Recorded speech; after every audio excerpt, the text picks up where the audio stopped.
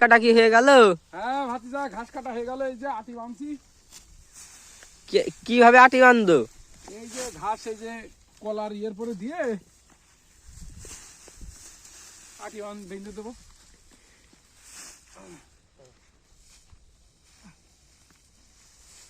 কি হয়? এটা আমার চাইছে ভাই।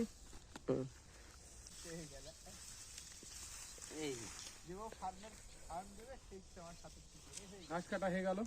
আমাদের ক্ষেত খামারটা একটু দেখাও, মাঠে কি অবস্থা। আমি তো ফার্ম দেবার চিন্তা ভাবনা করছি কুয়েতে এসে। ও হ্যাঁ হ্যাঁ, ফার্ম দিতে হবে। গরুতে লাভ আছে, লাভবান। তো তোমার কি গরু, তুমি গরুর পেছনে কি তুমি একাই খাটো না কর্মচারী নিয়ে আছে? না, কর্মচারী নেই, নিজেই কাজ টাজ করি মাঝে মাঝে। আব্বা আছে, ওই যে আমার চাচা ভাই রয়েছে, দেখাও।